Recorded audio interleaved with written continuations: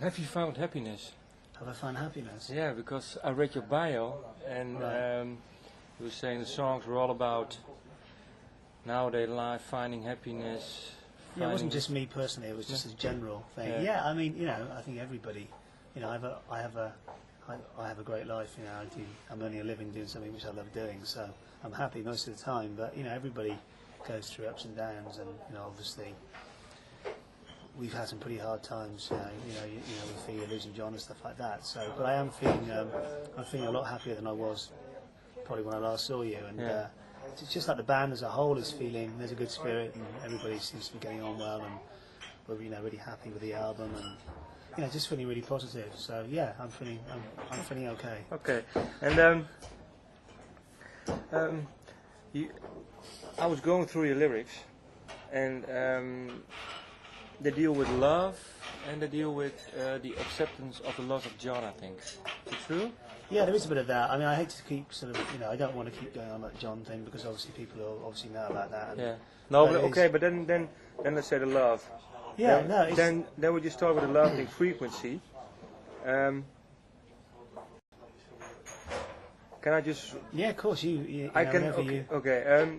You're lying awake on silver clouds, sending love back down. So you could say that could be about somebody you've lost as well. Is it a love song? I mean, there's a bit. I mean, some of these songs have, are obviously quite personal to me. Yeah. I mean, what I was saying to you is that there are songs on this album that do cover loss and you can say John stuff, and I'll be lying to you if I said that wasn't on my mind. It is on my mind all the time, but. It still is? Yeah, it is. It's always going to be on your mind. If you lose anyone that you're close No, to. but I mean sometimes when years pass, and every now and then you think about him, but you still think every day.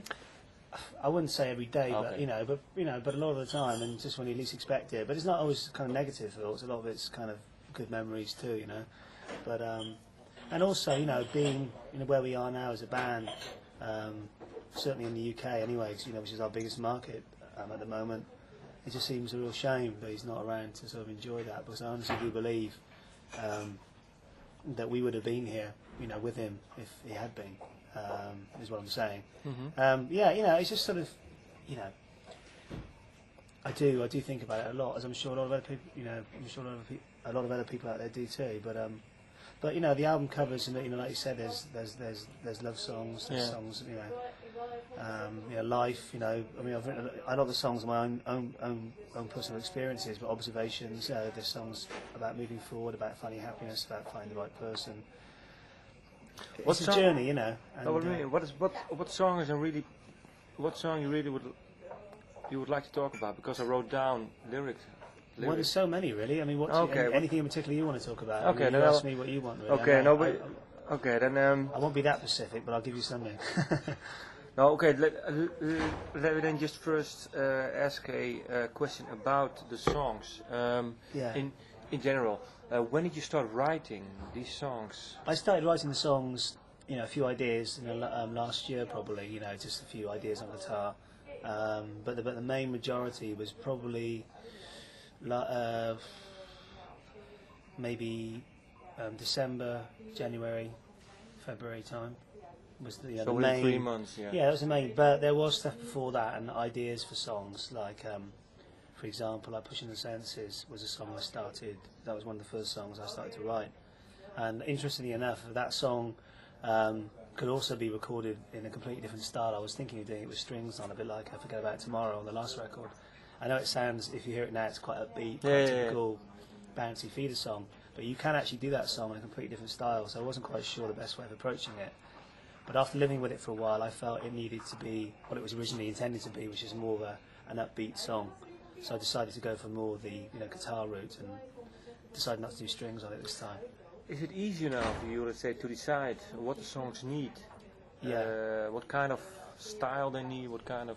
It was easier on this record. I think the last record helped as well, because I think this, for me, this album definitely has a connection, with Comfort Sound. It's different. There's more piano on this. But I still think as two albums, I think there is definitely a link in some way. Lyrically a bit, as you were saying, but also sonically. I think this is a record certainly, the plan was to make it a much more organic sounding record, not have too many layers on it, make it more like a genuine, honest sound. That's why I decided not to put too many strings on things and not over complicate it and let the vocal, breathe.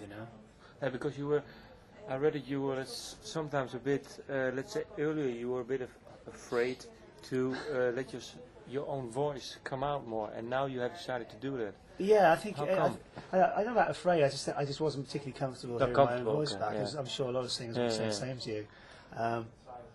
I mean, I knew I could sing, but I never really, singing for me was something which I kind of ended up doing by accident. Really, I used to play guitar when I was very young, and I used to like writing music, but I never really saw myself as being a lead singer in a band, and it just kind of happened in its own way.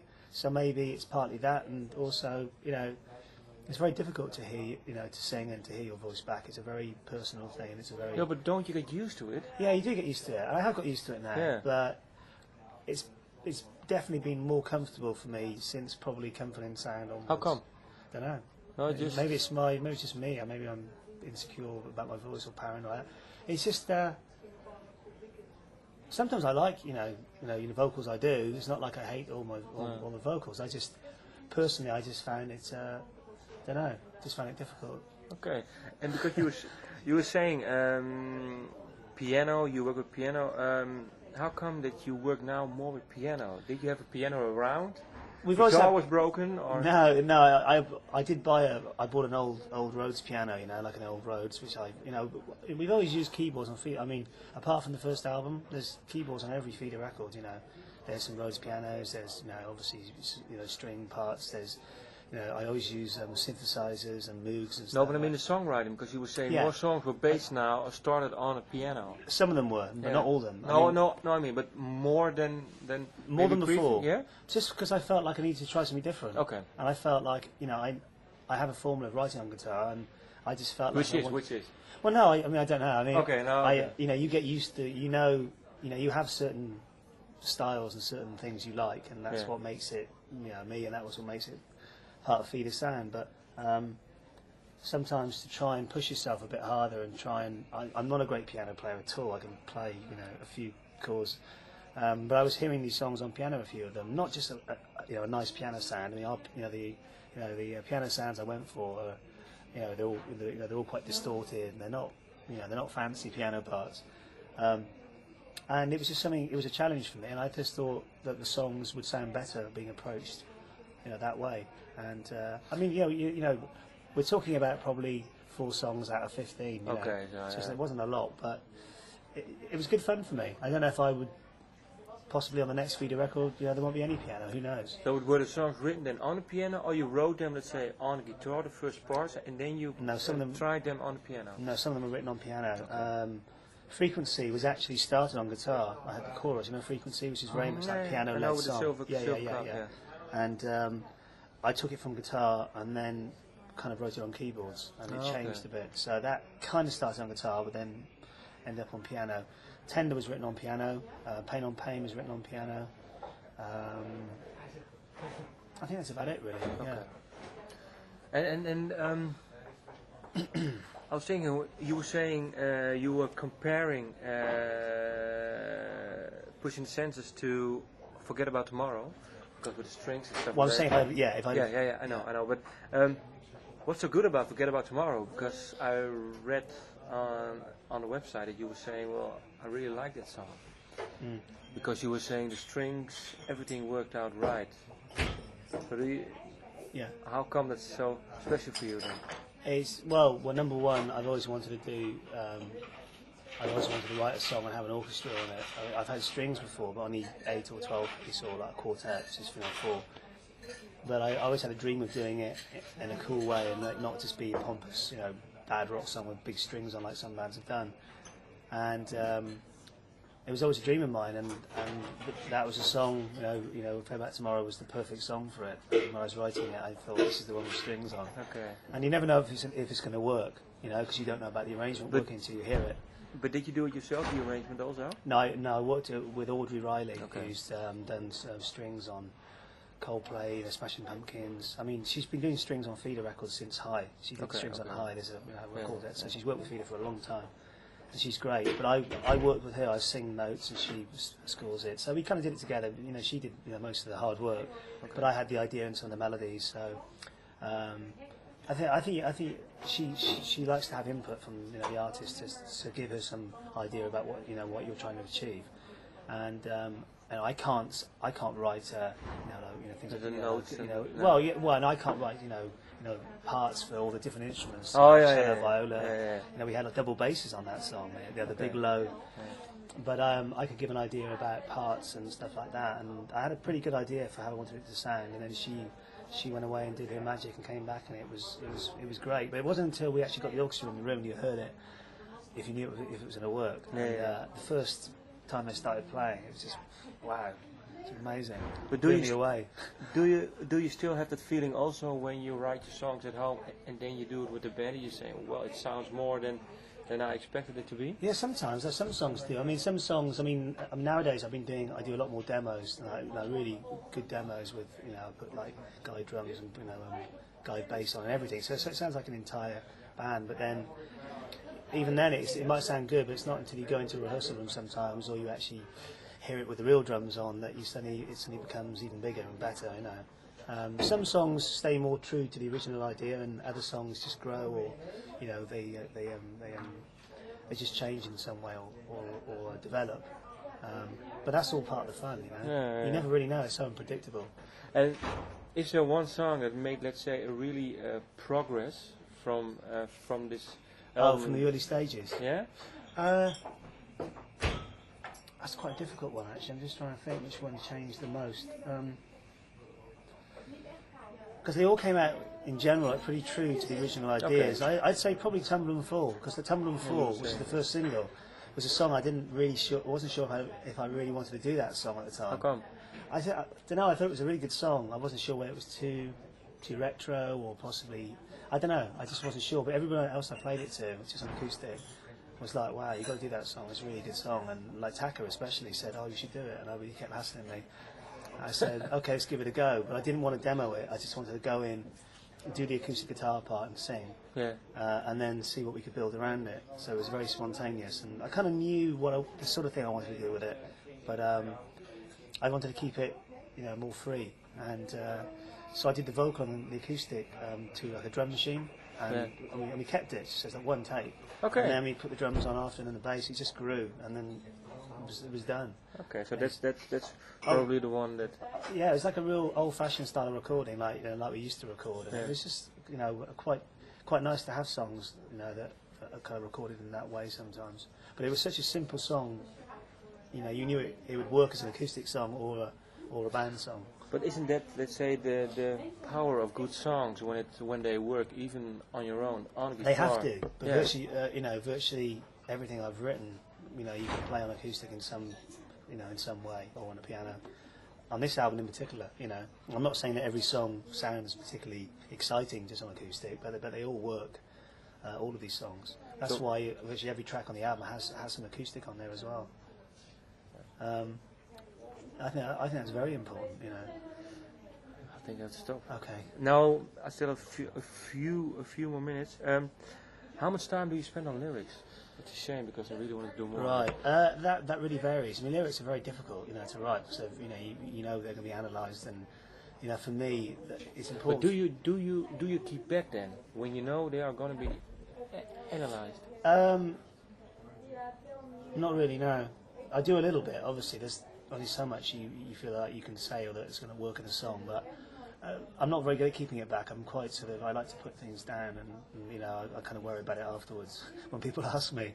I mean, like Bitter Glass is probably the most personal song on the album for me. That's track number 2 on the album. And, it's probably you were saying thought of never knowing will kill me just the same. Yeah, and that was sort of going back to the whole John thing, and sort of kind of wondering if I'd been there and possibly could have talked him around, or just thinking about, well, what if there had been a chance where I could have done something, and even thinking about even like the future, if anybody ever feels like that, hopefully it'll be a message that you don't have to go that far, Yeah.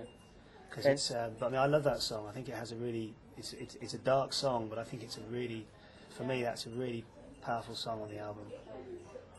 Because I was thinking, this album, I think, because the last album you were saying you already recorded some songs. Yeah, two or three. Yeah. Yeah, and I think now this song you really get to the recovery of losing John. I think, especially lyric-wise. Oh yeah, definitely. Yeah, I think this feels because more now like, you have more time away from it, and you can look back on it. Yeah, I can reflect. This is like a reflection of the past. And I think this feels more like a recovery album to me than the previous one. The previous one was just a crazy time. Yeah. We didn't know what was going on. Yeah, it was a shock. This is And when more. when did you know really how to feel about it and to write about it? When did all the lyrics say fall into place? You never really. I really don't know, because you never really know with writing words. I mean, it's difficult, writing commercial music or music that has that melody, with lyrics, because sometimes you're trapped with rhyme and stuff like that. Yeah. So it's not always easy to tell a story in the way you No, want but to. it's also fun to do, because then you have to show your craft, You do, and to write simple, good songs is very difficult. You can have very complicated, lyrics in songs, but they don't often reach people because they're too ambiguous.